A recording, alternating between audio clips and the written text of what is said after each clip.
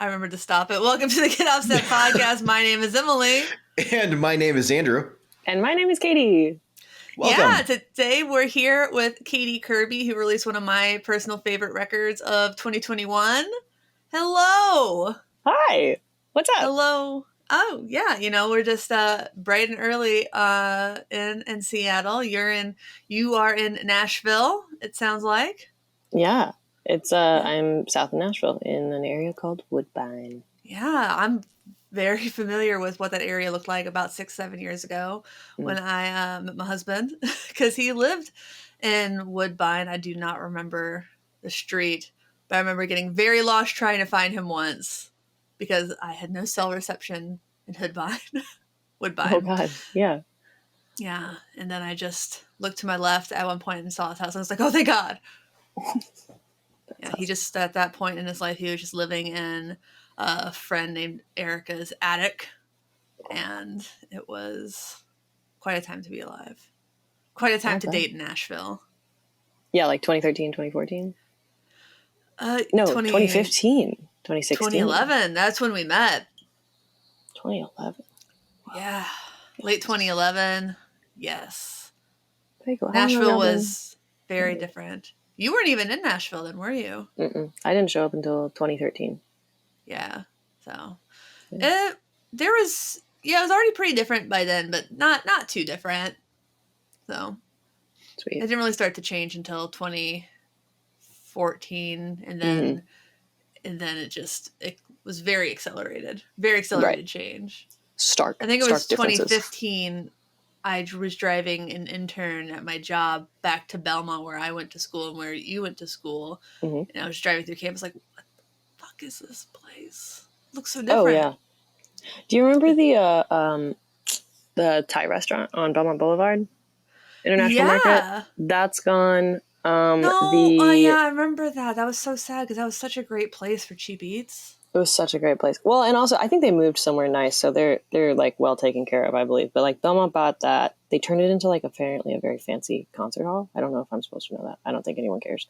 And finally, and then we can stop talking about school because it's dumb. But do you remember the gas station at the corner of? K? No. That obviously iconic as well. But the other one. At the intersection of Wedgwood and 12th Avenue South, right as it turns into Edge Hill Boulevard. It's like a little gas station, but it's not a gas station. It's like a drive-through where you can buy cigarettes and beer, it was like also. In Ohio we called them pony kegs.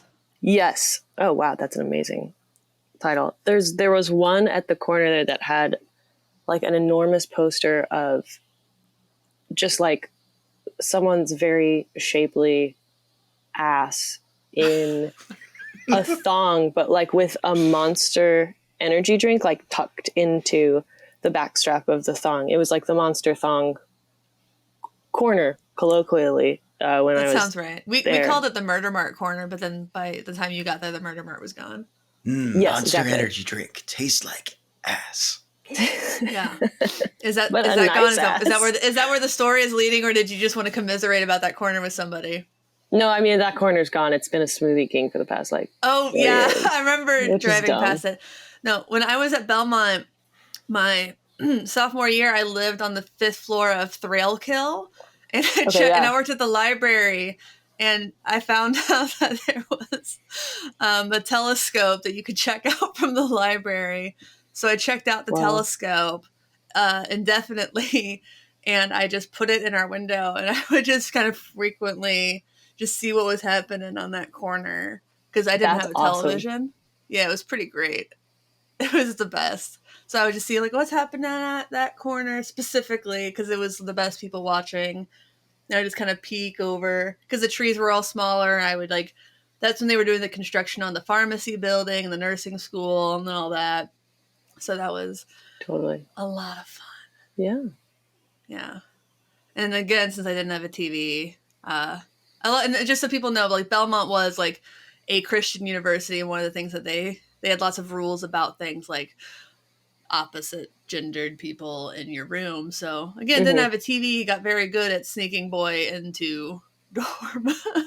Yeah, among other things. You gotta find your own entertainment. There's always backdoor. Yeah, and by the time you get into TK, like that was a mixed gendered dorm. So right, just put him on the elevator. Yeah, no one's like, what are you doing? Who are you? Why are you here? What's up? There's stairs also. Also stairs. As long as you don't interdigitate on the elevator, nobody Inter what now? Interdigitate. All right, cool. I also went to a private Christian college, and that's what we referred to it as instead of just being normal people and calling it holding hands. What? Yeah, why you gotta make it grosser? Yeah, that's fucked up. Wait, where did you go to school, Andrew? I went to school at Azusa Pacific University down in Southern California. In Santa Barbara? LA area. LA area, okay. East of Pasadena, about 20 miles or so. Memory serves right on the mileage. I know. Very exciting. It'd take an hour on the bus to get to downtown Pasadena, and since I didn't have a car, that was the best way to go have some fun. Now it's not bad, honestly. Huh. See, I'm the one who was an atheist and chose to go to the Christian university. Dang. How was... Yeah. That doesn't sound particularly fun, but... Well, I didn't get into the other big music business program in the country. What would have that been at the time? Berkeley? NYU. Oh, yeah. Well, actually, totally. I did get into Berkeley College of Music, but like, yeah. Well, the thing is, like, unless you get like a full ride scholarship, it's not really worth going to Berkeley. No, because you're not getting like any other kind of education. It seems like. No, and I didn't really want to put all my eggs in one basket. Really, I'm a pretty functional guitarist. I'm a pretty good guitarist, but like I'm not. I don't know. I just thought I'd be bored if that was all I did all day, every day. Forever. Yeah, totally. Yeah. Totally. Yeah.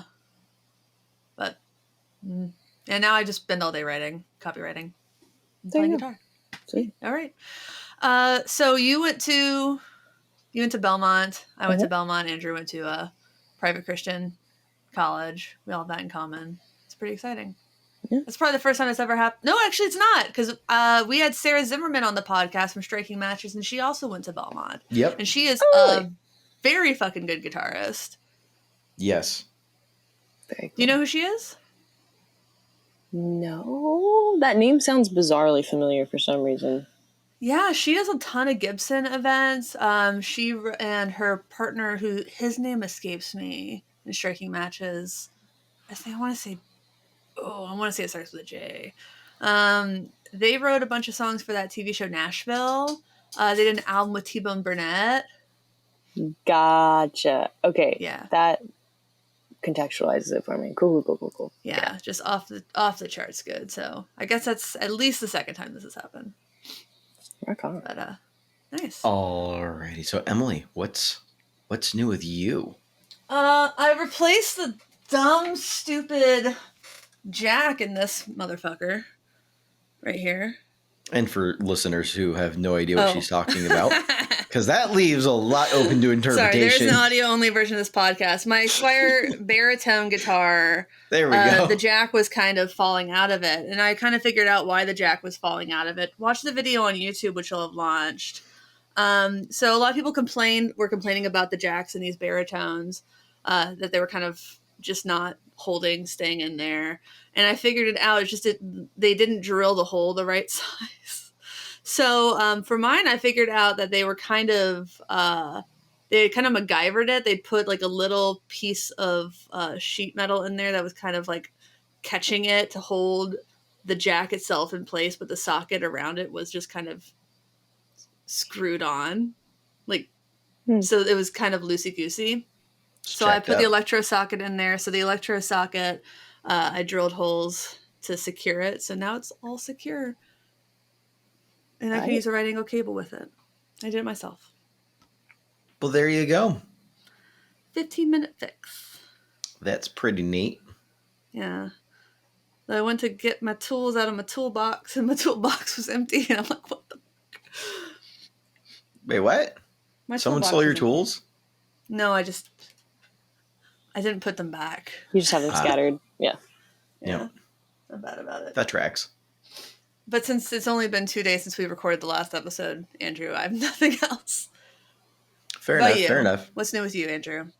I've redone my office again. Oh, geez. Okay. Oh, he wants to talk about his Ikea run. This dude went to Ikea and I won't ruin his story. Oh, that's right. I almost how could I forget such an iconic moment? So he didn't forget. No, so it was after we recorded the last episode. I was kind of sitting here cleaning some stuff up, and I'm staring at my desk, and it's this big old butcher block desk. It's 61 inches by 30 inches deep, and this room is not large. And so for context, so I've got a workbench over here. It was over here. I've got a couch here. It was behind me. So the orange couch is not gone, folks. It is still here. It will be used and enjoyed.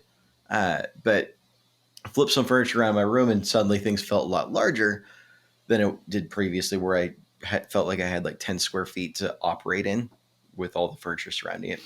Mm-hmm. And I was looking at the desk, and I went, you know what? This is too big for this space. This is no longer working. And it was this awkwardly stuck out 3 inches too far for me to actually access the drawers on the left side of my workbench. So I went online to Ikea, and I'm like, all right, here's the dimension. This is what I can work with size wise, and let's figure out what we can do for a desk. Turns out so I got a $30 or picked out a $30 just plain desktop. I already had the legs for it laying around, oddly enough.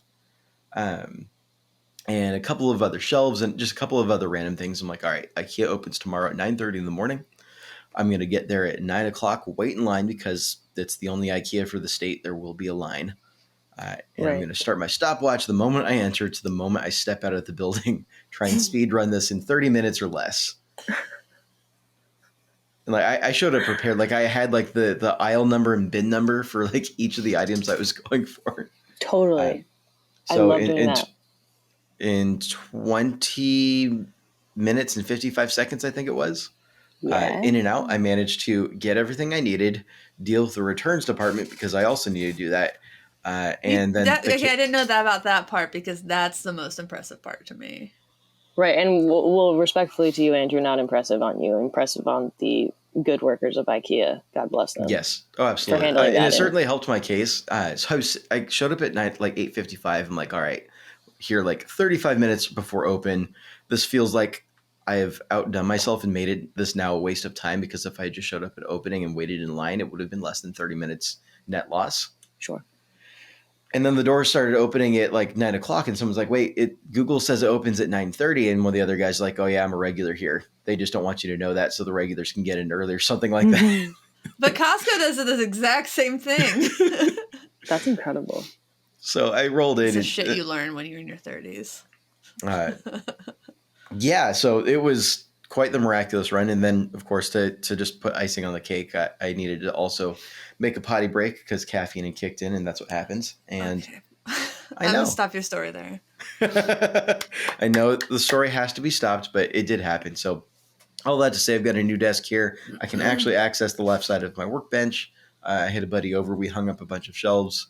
I think you guys can see it. I don't know if it'll show up on the final recording, but I've now got pedals on the shelf to the left of my Jazzmaster, I guess to your right. I'll try to edit it in. But yeah, so I've actually got stuff that's off the ground out of boxes. I don't know why you're stealing my whole look, but I mean, it's a good look. Whatever. Turn off my alarm. Oh, I thought that was mine. It's the very gentle wake up music. I was like, yeah, that's me. That was me. Anyways, so yeah, that's what's new with me. I'm looking at a whole wall. I've got some my Taylor Adams art print over to the left. I've got some Star Wars memorabilia off to the right. I've got some more pedals hung up. I've got the listeners I think will appreciate this. I've got the Mount Hood. That's a pedal. Manufacturing model, the pedal, the prototype. There we go. There's the word. Prototype. You still have that? Yeah, I do. So I pulled it out of the box, and so I've got it set up there with a box next to it with everybody's signature on it, and then the booklet that I send around for everybody to write in. Yeah, That's a great point. That's a great segue into if you want to have special perks with the Get Offset podcast, like perhaps being able to try out the Mount Hood prototype, because that's something that all of our Patreon supporters got to do. Check us out on patreon.com/getoffset.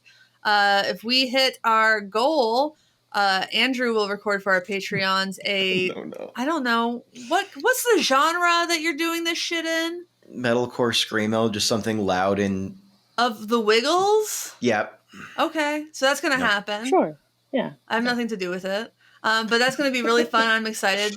I don't know what that genre is, but I'm excited to hear it. Expect distorted guitar. Expect me attempting to scream. And attempting to scream. I'll make you scream.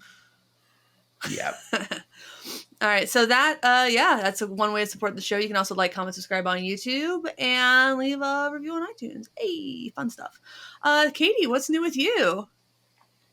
In Gear World, I rarely have anything to report, but recently I did buy a Teisco at a guitar center of all places. A guitar? A Teisco guitar? A Teisco guitar, yes. Nice. Guitar, yeah. My dear friend and producer Alberto like picked it up out of the corner and was like, "This is awesome, and also it's very cheap for what it is." And I was like, "Cool." And so I played around with it and I really liked it. And I was like, I'm going to impulse buy a guitar. I never do this. Yeah. I want to do it. It was like $250. Whoa. Yeah. And those usually go for like $4 to $5, I thought. Yeah, exactly. Well, he was like, this is really nice. You should buy it. It is really cheap. And I said, okay. And so I did. And he was like, I'll intonate it for you. I'll set it up for you. And I was like, thank you for using your powers for me. But I got kind of drunk that night. With a dear friend, and came home, and he was like in the kitchen, like cradling it on his lap, and then had it like set up, and it was the best drunk surprise of my life. It's a huge moment. Aww. Yeah. Congratulations on your new guitar. Yeah. It still needs a little finagling, but yeah. It's How's it very, sound? very pretty. It sounds really nice. It's still kind of like, it still needs a couple of things, so I haven't gotten to play it very much, but it's noodly and warm. I don't speak about gear all that often, but I would say noodly and warm are the official terms that I can throw out there for sure. But you love it. I do love it. That's what matters. I do love it, and it's very pretty, to be honest. Yeah? What color is it? Like a sunburst? It's a sunburst, but it has like a little plastic pick guard that's like black and silver, but it has like flowers on it. Oh, which almost gave me pause. I was like, is it too? Because I don't play guitar quite well enough to feel like I can roll up to things with like an axe, as it were. Like that sets like some sort of expectation that like I can shred. But it's like right on the cusp of that. I think it's pretty restrained. You know, I've seen your audio tree session, and I disagree with you on that one. Thank you. Because I'm going to tell you the same thing that, so I play guitar at least partially because my mother had a guitar. Mm-hmm. When I was basically big enough I knew my mother owned a guitar, and she didn't really play a lot growing up. But when I was big enough to basically get my hands around the neck, I begged her to like, let me play it, give me my first lessons. She taught me a very like open F, C, G, off to the races. And then when the pandemic hit, she was like talking to me. She's like, I need a hobby. And I said, you have a guitar. You should learn guitar. You should just pick guitar back up. And she said, well, someone stole my tuner and my capo. So maybe if I had that, I'd play again. So I called her bluff. I got her a tuner and a capo, and again, off to the races. And she really picked it up. And, you know, a few weeks ago, she was in town, and she was playing one of my guitars, and she was feeling kind of frustrated because she's like, oh, when I'm playing like my guitar at home, like I can hit all the notes. I'm like, yeah, but you're moving with such confidence that it's like pretty obvious that you're playing with such confidence. Like if it were your guitar, I know that you'd be hitting those notes. And when on the audio tree session, just like the way you were accompanying yourself You were hitting those notes with confidence. You're playing very softly, which meant your volume was way up, which meant if you hit a wrong note, it would have been pretty obvious, and you were hitting the right notes, and you were playing with confidence, and you were playing very gently. You weren't pushing and pulling. You were playing very steadily. That was good guitar playing, Katy. Thanks, dog. Yeah. Much appreciated. Yeah. Not a lot of people can accompany themselves like that. Yeah. That's fair. Yeah. So I would say you're definitely more than an okay guitarist, and shredding has so many different definitions, and like if you're defining shredding as like Eddie Van Halen, then right, not a lot. Nobody can do when that. I say shredding, I'm usually like, that's a very masculine term for me. Kind of, or something, I don't know, but thank you for saying that. Also, that's lovely. I don't know anyone who's like learned guitar from their mother. That's like, that's making me feel very emo, kind of. That's beautiful. Didn't your mom play guitar? Didn't you say that in an interview? No, she did write songs for a while, and she can kind of like pick out chords on a piano. My dad kind of played guitar growing up. But yeah, I should say I had a family friend who played more electric guitar, and I was in guitar lessons, and all my guitar teachers were men, especially at Belmont, I should say. Totally. God, I don't know if any of those teachers were still there, but they probably were. Like, my guitar teacher at Belmont was, I did not like that guy. My banjo teacher was worse. I remember telling that guy that I like played guitar for 8 years by the time I was at Belmont, and he decided to spend like an hour of one of my lessons teaching me what a hammer on and pull off was. I was really mad about that. Okay. And then I canceled the lessons after that. It's like, this is what's going to be like. Them. Oh, I have been taking lessons, not a ton. This dude's name is Alex Molini, and I took lessons from him a bunch during the summer. I stopped recently, but he is the drummer of Pile, if you're familiar with that band, and is a literal genius. So if anyone out there needs guitar lessons that are really, really good, he's your boy. Nice. Cool. Good just hard recommend.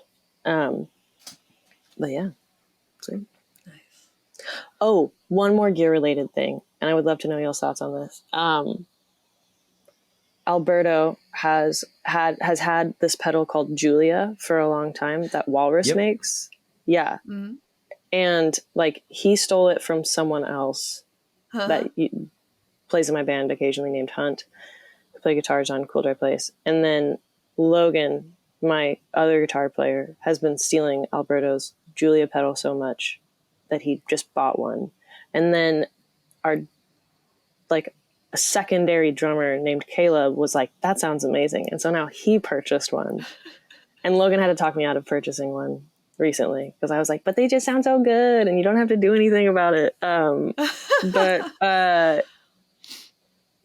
are the only two like gear related incidences in my day-to-day right now. Julia is a really popular pedal. I think it's a pretty dark sounding pedal. So if you have a lot of other dark sounding pedals, it can kind of make it a little over dark.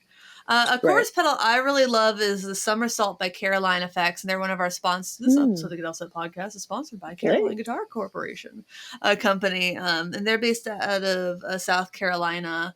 I really love that pedal. I think it's pretty fun and easy to dial in. It's a dual chorus and vibrato pedal. Another chorus pedal I like a lot is the Alexander Effects Sugar Cube. Prince, I would grab it, but Prince is sitting on it. Don't want to upset Prince. No, I can't upset Prince. Purple Rain Prince especially. So that's another one that I personally like a lot as far as chorus pedals go. But the Julia is like, people love that pedal. Why did somebody talk you out of buying it? What was the reason against buying it? Well, because then there would be like three. First of all, I don't use pedals enough to necessarily be like, I should drop like over $100 on any pedal of any kind. And also like there's 3, like our bass player is running his, like Alberto's playing bass. So that there would be like 3 instruments running through a Julia at the same time, which just seems like there's no way that's not going to be a good idea. I think you're going to make some people seasick. Yeah. Right. Yeah. No. I don't know. I think that's par for the course for a lot of contemporary worship, because Julia is like the standard chorus for CCM right now. Yeah. It really is. For about 5 years now, it's like every time I like scroll Instagram, I see, oh, that's a worship guitar player's board, Julia. There it is. Yeah, there was a viral tweet. There was a guitar community viral tweet that was basically like, I can tell a lot about your personality based on your pedal board, and it was very much like, totally. It was essentially boiled down to, do you play in church or do you not play in church? And if there's a Julia or like 3 Strymon pedals on your board, it's like you play in church. Yeah. Oh my God. That's great. I can't wait to tell Alberto. So that was going to be one of my questions at some point, because I've seen the Julia called out in other interviews that you've done before. I'm like, I wonder if, like, is that a carryover from past experience with CCM, or is that just a happy-go-lucky find just for the gear itself? Because it does sound good on its own. You can't hate a pedal just because it's CCM. Well, I've done one. Yeah. But you can hate for other reasons, and we can talk about that later offline. So again, I don't, I'm not super in gear world very often. But so to answer your question, no, I had no idea that it was connected to CCM at all. Cool. And that's really funny to me. However, the person who the like patient zero of, I can't say patient. I'm not going to say patient zero as a metaphor right now. I'm so sorry. Do I need to footnote that out? No, that's fine. I self-corrected. So Hunt, who was the first person who had one of these, and we were like, damn, that sounds really cool, did grow up playing in church to some extent. I know, as like an electric guitar player. So that does add up, and I'm really mad about it, to be honest, but that's hilarious. Wow. Yeah, that'll check out. That checks out. Checks out a little bit. That's hilarious. Wow. We can talk about more gear things if you want to. It doesn't have to be one last gear thing. I know Andrew wanted to talk about some upcoming gear things. I don't particularly, because... Well, the only thing that's been released as of like now, Andrew, is the Old Blood Noise pedal, the reverb. Yep. Which is daylight. Please? Or is it something to do with daylight? The sunlight. There we go. I saw something about like as I was going to sleep last night. I'm like, I'll watch that in the morning, and then that's because it was released at midnight. The sunlight. I love Old Blood Noise endeavors. I have heartburn at 8 in the morning. I hate it. So the Sunlight, $209, is a dynamic reverb pedal. I think the big thing is that like it'll hold out each note until the next note. So that's pretty neat. It's almost like ducking. Dynamic sensitivity and decay knob for reverb feedback to create enveloping infinite reverb. Tape, comb, and pass modes to apply wobbling, vibrato, stacked resonant delays, or random. I can't wait to play this. I'm gonna get one. They're gonna send me one. I just was not part of the launch. That sounds fun, and it sounds like it'd be interestingly articulate. That's the word I'm looking for like a reverb, like for a type of effect that tends to be so washy. If it's going to like cut for each note, I think that could be really interesting for ambient. I think it could be more versatile than some things that are otherwise used for ambient music. I still think it's going to be better for things that have a lot of space between the notes. But I'm excited. I'm excited for it. It's not going to be a Sunday Crush. Katie, that's my band. Sunday Crush kind of pedal probably, but maybe it could work on some songs. Yeah, I'm excited to try that. If nothing else, that definitely sounds like, edible and chill on a Thursday night. Vibe with that. Yeah. So I already talked about we're sponsored by Caroline Guitar Company, and the reason that I have to read the spots, Katie, is because and I haven't really disclosed this. We're not getting any financial compensation because of for the sponsorship, and I feel like this is actually kind of funny.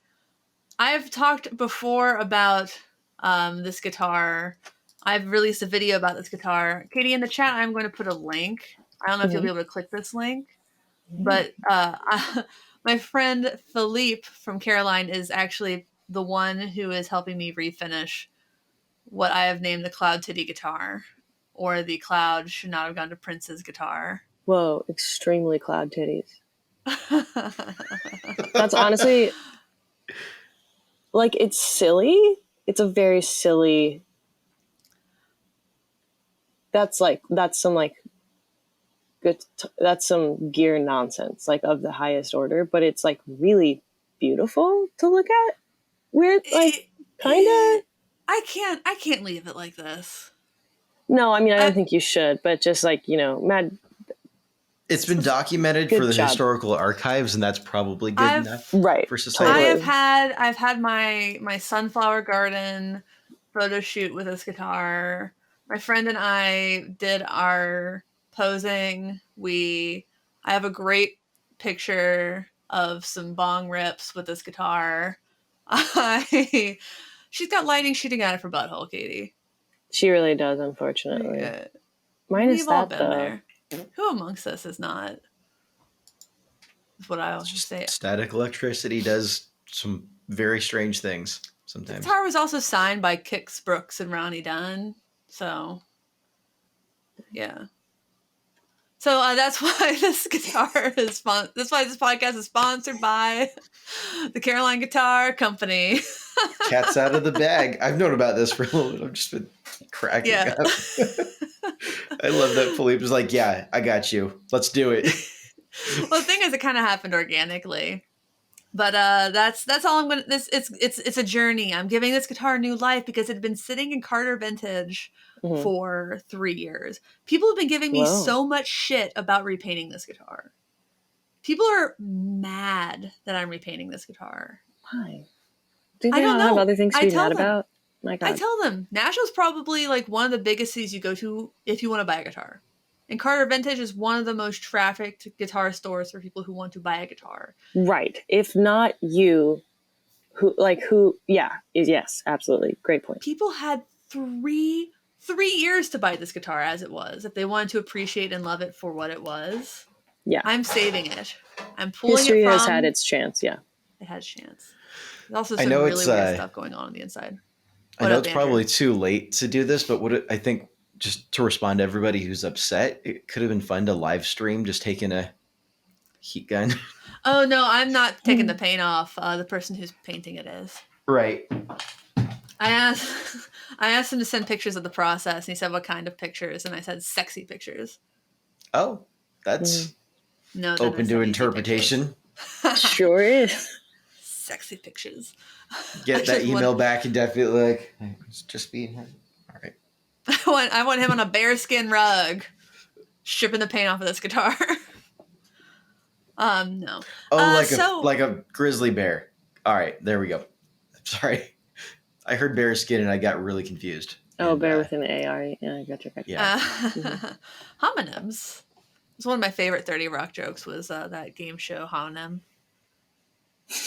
There was a game show called Homonym where someone would say a word and then the person would try to guess which word it was, like the definition, and they were always wrong. That was the premise of the game. That's so funny. I forget there's so much going on in 30 Rock that is just lost in my memory. The joke density was off the charts. So yeah, let's talk about Cool Dry Place, I guess. Yeah. Is that what you want to talk about? You want to talk about that? Your record? I'm down. Yeah, so it's a great record. I found out about the record because I saw a tweet by you in my timeline for some reason. I was not following you. And I will be honest, I thought you were the other Katy Kirby from Nashville, and I was confused. Oh, of Rounder Records, yes. Yeah, I was confused by the premise of the tweet, which was that you released a record, many of the songs that you wrote in college, and I thought Katy Kirby was much older. Right, exactly. A very fun fact is when I was in college, I think I was a sophomore, and I was on Twitter. We like followed each other because we were like, oh, haha, you're the other Katy Kirby in Nashville. And like followed each other on Twitter and I think Instagram. And for some reason, because I was a fresh face, like 20-year-old or 19-year-old or something, I was like, we should get coffee, and like DM'd her, and we did. And she was like extremely lovely. And like kind of gave me some like really good life advice. And turned out she grew up like in a town called Friendswood. That's like 20 minutes from where I grew up in Pearland. Whoa. I know, but we're not related at all. We're very, very confident of that. That makes it weirder that you're not related at all. I know. Yeah. But she rules. Just like huge shout out to the other Katy Kirby. Yeah. Yeah. So I was at the record, I was like, damn, this is very good. I really appreciate good lyrical content, and the record's really just chock full of it. Thank you. So I always love like playfulness in lyrics. Like there's lines in that record that are just smart and funny that are not like overly funny. I think I chuckled the first time I realized listening to Fireman about the line about you can't pen him down because he's got a tail that he can make fall off. I like that one. Thank you, honestly. I went back and forth on that one for a while because a couple people were like, what? Yeah, no, thanks for saying that. No, yeah. I chuckled at that one. And, you know, it's very rare, I think, that a song can go from being, like, so many songs on that record can go from being devastating to kind of funny within the same song. And, yeah, I think there's a lot to appreciate in those, like, on subsequent listens, too. So, a lot of depth, lot to listen to in 28 minutes on multiple go-throughs. It's a tight 28. But that's fine. You know, I'd rather have a tight 28 than meandering 35. Sure, totally. Yeah, totally. So Andrew listened to it for a couple go-throughs last night, I think. One go-through. I had to get to sleep at a reasonable time. Tight 28. But I did listen to that, and also listened to one of the podcasts that you've been on as well, and read a couple of articles. So I did some last-minute research, I admit. Oh, no worries. I don't know anything about you both. So we're totally square. Yeah, no, so I was going through all of it, and I think, no, I was really struck by kind of your musical journey as an artist, and interested to hear more about what that musical journey has looked like from just more of a culture perspective and less of a music mechanic perspective. But I mean, coming up from a church background, I also come from a church background, and just kind of how that journey has carried over, I think is really fascinating. Especially with like some of the lyrical content, and super open-ended question here is, tell me more about that. I want to know. Totally. I mean, I want to hear your story. I don't know if I've got like a whole story in response to that, but I do have like a couple of vignettes, if that floats your boat. Totally. We love vignettes. Dude, I love a vignette. Goddamn. I didn't grow up listening to very much secular music. There are a couple of artists, I think probably both live in Nashville, honestly, that are like really, really good songwriters that my mom would play in the car, I recall. And like looking back, there's like a handful of those that are really good. That like Andrew Peterson is this like random Christian singer-songwriter guy. Still lives in Nashville, I think. his son's like my age, but he's like this very, very smart and like you mentioned, it's like sort of like kind of can turn funny like on a dime. He's just really, really good and like in like a craftsman-y way. And so I'm really glad that was like at least one thing that was around when I was growing up that sort of was a nice sort of like clear depiction of like songwriting mechanics, sort of. And I think I got an iPod when I was like 15 and have like a very loving relationship with the free iTunes singles because of that, because I just didn't know what I wanted to listen to. But yeah, I don't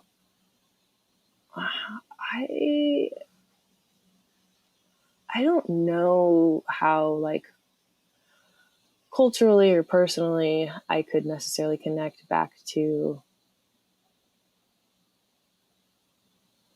worship music right now. But it's definitely in there, I guess. Sure. It's all, so, yeah, totally. Sorry, I think it's actually really funny that you call it the free iTunes singles. I had a iPod as well. And my mom was of the only Christian music variety. At the time, my dad, of course, snuck without consulting her. Some 90s grunge, some Pearl Jam, some Nirvana, and some Soundgarden. Just Seattle music only. Right. Which he's not even from here. But the iTunes singles part was how I discovered other artists as well. Outside of that, it was one of those like, on the computer, I can just quick download that, hide it on my iPod, and keep moving, because it's not like my mom's like, hand me your iPod, what have you downloaded? And yeah, so that's how I discovered like Ed Sheeran and a handful of other artists, is just the free singles. And oh my God, Ed Sheeran, you sorry. Yeah, I downloaded the A-Team back in like 2000. It's that I'm thinking, it just reminded me that you're much younger than I am, is what happened right there. Like 2011. Because Ed Sheeran hit when I was like out of college. I was like, oh geez. Yeah, no. It reminded me. Well, I just remember like, oh, it's a song about like drugs and prostitutes, and my mom would be horrified. Sex workers. Yes, there we go. Okay. There we go. Whoa. Yeah. Thank you for the correction on that. So I think that's a very interesting detail in terms of like access to the quote unquote outside world of the bubble that I was in. Oh, totally. Also, I just keep saying this. I want to speak it into existence in this context as well, if I can. I would love if there's someone out there that wants to make a podcast about like the internal politics of like who got free iTunes singles at the time. I would listen to that personally. I want to know so bad, because there must have been so much. Surely there was so much intrigue over like how Sarah Bareilles like got that, or like Ed Sheeran. You know what I mean? Like it wasn't an accident. I want to know. I want to know the drama. I'm pretty sure there must have been some big. I suspect their labels paid for it. Totally. Yeah. Yeah. I suspect there was a big marketing and PR, but like who at iTunes was like brokering that specifically? Yeah. I don't know. That's that. It's probably very boring, but it sounds interesting to me. It usually is. I bet there was a lot of internal like drama. I bet it wasn't just one person who got free reign, and I bet there was a lot of like angry people about it. I love hearing like artist repertoire drama at those meetings. I worked for someone after he worked for L.A. Reid, and just like how much L.A. Reid ruined this band. Like L.A. Reid was just apparently just such a horrible person. Damn. Oh my God. I'm now imagining like this like Apple program like a senior program manager or something at Apple that initially like signed on to work on Safari or one of the other products and got relegated over to iTunes after making a mistake and is now just stuck as like this is part of their program, is just like interfacing with record companies, and they never had any interest in music to begin with, and that's just how they landed at Apple. Yeah, well, iTunes was never a good program, so. But I mean, it was the first one to consolidate music from different record labels onto a device, because previously record labels have been just trying to kind of do their own thing, and it never really clicked. And then Apple was the first one to kind of do something that kind of brokered everything together in a way that clicked with consumers, and a product MP3 player. So it was never that iTunes was the best. It was just that they were kind of the first that bridged a gap. And then we were stuck with a shitty interface for the rest of eternity. Rip. Yeah. And then I got the joy of like cruising Kazaa and thinking I was downloading Fiona Apple songs when it was definitely not Fiona Apple songs. Dang. Giving my grandfather computer viruses. Whoops. Sorry, fine. Papa. He wasn't going to use that. Papa, do you call him Papa? Papa. Okay. He was Papa. Papa. He was Southern. Nana and Papa. Big Al. He had a voice like Foghorn Leghorn. Oh my God, I love Foghorn Leghorn's voice. Not even an exaggeration. Just a little bit more country and a little bit less regal of an accent. And if Foghorn Leghorn like takes his time with his drawl, it's he's not in any rush. That was Big Al. Well, you know, Emily, what you got to do over there? Nah, I can't do it. It was a noble effort. You know, first you got to start smoking when you're 12. Step 1. Yeah. Step 2. Grow up during the Great Depression. Sorry. God, no, he died a couple years ago when he was 79. I think he was born in 30. What year is Superman? Superman of first Superman. The ways you remember how 1938. Okay, nice. Yeah, so a little bit post. Yeah. Right. Yeah. He had a pet squirrel he named Cuddy. Slept in the bed with him. Oh my God. That's some country shit. That is some country shit. Well, I feel like it's more country shit if you just eat the squirrel. Well, but also plenty of that. Touching. And that's why we don't ask about the possum. I also love possums. You got a problem with eating possum? No. Although that just now thinking of eating possum, that reminds me of a poster that was up in the youth group room at my church, which is a Roadkill Cafe poster. It just said like Roadkill Cafe, you kill it, we grill it. That's pretty funny. It's like a really strange, like, I don't know what happened to it. I don't know where it came from. I just vividly remember that. Did you know that pigeons are technically feral and not wild animals? Like they're feral because they used to be kept on rooftops in New York to be consumed like chickens. Okay. That's what they grow so fast. That's why you never see a baby pigeon, because they just get to age so quickly so you can eat them. Apparently they're delicious. My sister-in-law's culinary expert professionally. She told me this. And I believe her. Sounds like something you learned at like the Culinary Institute at Roll Tide or something. What? No, she's a pastry chef. So tell me if I'm pressing too hard, if this isn't worth talking about at the moment. I'm curious. In like a deconstruction sort of perspective of like exiting the CCM world and getting into the forbidden fruit of the secular world. What was that like for you as an artist, kind of like step away from that and like dig in terms of like less interested in like wanting like hearing backlash and more interested about like what that was like for a first time experience as someone who didn't experience it growing up, and what it was like to navigate that world? Oh, sure. Yeah. So, I mean, like, it wasn't ever like entirely forbidden fruit, I guess, like secular music. It just like wasn't around.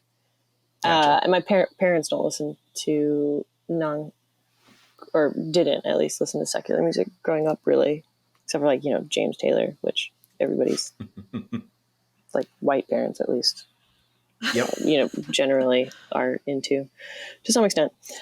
But that doesn't count. But so there was nothing like super forbidden about it. It just wasn't around. And so whenever I started attending, and I didn't have like a ton of like other people in my life who were like showing me new music before I got to college. There's definitely a handful, and they are very important. But whenever I got to Belmont, just kind of realized like how little I know about like classic rock. And now I have just sort of absorbed a bunch of that knowledge from knowing boys and people. Boys love to introduce women to the Replacements. Actually, another that's fucking hilarious. Another like a girlfriend of mine introduced me to the Replacements, and I think the last song that we covered, the last song that we played like live as a band before the pandemic hit was "Swingin' Party," which is a very easy thing to cover because, you know, it's not that hard to sing prettier than. It was actually a girlfriend who introduced me to the Replacements also. Yeah, they fucking rule. They do. But totally. But it's now it's just like, oh, well, now I just know so goddamn much about Bob Dylan that I never wanted to know. God bless him. And Wilco or whatever. Although I do love Wilco. I don't know. Guided by Voice is another one that guys like to introduce girls to. Yes, absolutely. A gal pal of mine showed me Lamb Chop, and that was a revelation this past year. I used to see Kurt Wagner at it's now a Kroger, the Harris Teeter it was a Harris Teeter at the time in Hillsborough Village. I used to see him there all the time. So I miss Harris Teeter, honestly. I miss Harris Teeter. The one by Brown's Diner, though. The Kroger by Brown's Diner. Used to see him there. Buddy and Jim Lauderdale. Sick. All the time. That's so beautiful. I would see Buddy. Hey, buddy. He'd be like, hi. I forget about Brown's Diner. I want to go back there while I'm in town. I think I still smoke inside there? Asking for a friend. Who's me? I don't know. If anywhere. Yeah, that's kind of my. Yeah. Okay, cool. If anywhere. I'll check it out and report I would back. go there with my roommate Dan, and man, Dan loved to put his foot in his mouth in restaurants. Once we went to Prince's, and he asked for. He's like, "Can I get a medium? But can you make sure it's a real medium?" Last time I got a medium, and it was pretty mild. And this man barely made it back to the house before he he threw the car in park, threw the door open, ran to the house, and ran straight to the bathroom with the car running. Like, he barely made it back. But in Brown's Diner, he was like, can I get a burger? But instead of putting, you usually put the toppings on the bottom. Can you I really would have it. Like, he just wanted it what you wanted. I respect it. I'm like, it's Brown's Diner, not Red Robin. Dan. Asking for trouble. Yeah. I'm like, don't piss off the people that make your food. these I'm like, Dan, these burgers are $2.15. Yeah, no. You don't get to say. If you want to rearrange it yourself after it's made it to your table, that's totally fine. Don't ask for substitutions. Just ask for it not to be raw in the middle. Don't ask for much. Yeah. I have some questions about the record, some comments. You talk in some interviews. Andrew was talking about some other questions about the CCM background. You talk a little bit more about being inspired melodically by CCM. I think that kind of stuff just gets sort of ingrained in you, and you kind of gravitate toward melodies and harmonies. We were talking about the Beatles a little bit earlier because your producer came in and grabbed some book about the Beatles. Some of the Beatles, I know they do a lot, and I was wondering if this was kind of your idea or if this was even intentional the Beatles would do things like they'll sing about breaking glass and then you'll hear glass break. I'm just blanking on song title right now. Oh, Eyelids? Juniper. No, Juniper. There's a line, the difference between lightning, rain, and thunder. And then you sing and thunder again. And those harmonies are so tight it almost sounds staticky. Was that intentional? Or was that just a happy... Okay. Not gonna lie. But there is a breaking glass sound at the end of Eyelids, which goes right into Juniper. And that was Logan's idea, I believe, whom is obsessed with the Beatles. Like, the most obsessed. I know so much about the Beatles because I have known him for 5 years. Nice. It makes me very upset sometimes. Just all this knowledge in my brain I never asked for, you know? Like that episode of 30 Rock where Liz Lemon keeps saying things like about the Kardashians, and then she's like, why do I know that? You know what I'm talking about? That's like a little bit of a recurring bit. It's very much like that. I get that. Yeah. But that's not intentional. Very cool moment. And then there are other kind of recurring themes. There's a lyrical recurring theme about oranges. It does happen twice on the Total record. accident. It's a cute accident. I know. Yeah, it's adorable. It's like fruit gets referenced so much. Like, what's going on with my brain there? I have no idea why. I wrote those songs like years apart, I think. Really? Yeah, I mean, like both of them, I guess, are based on things that just occurred naturally. Bought my friend some fruit once when he was very sick because, you know, we were like 19 and he didn't have things that weren't ramen noodles in his house. And so I went to the Harris Teeter and brought him back like a variety bag of fruit and oranges and stuff. So that was just that in Tap Twice. In Cool Dry Place, I was writing a little bit about this person that I had toured with.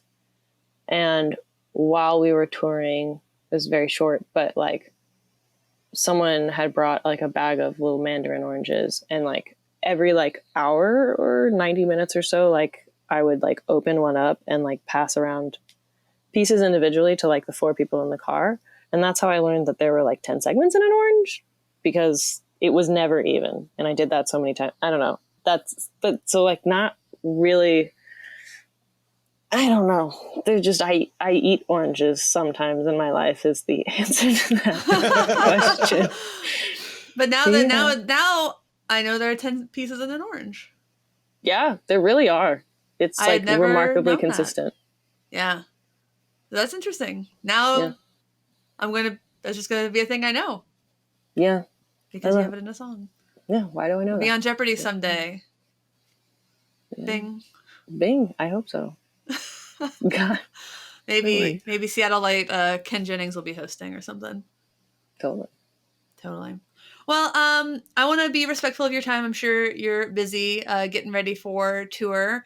Anything you want to shout out? I know you're going on tour. I know that a couple of those dates still have some tickets available, but it's a couple of them do. They're all vax required and mask required, except for where that is illegal in various states. But I mean, honestly, please be cool, I guess, if we're in one of the states. Anyway, but I do think there's like a handful that are not sold out.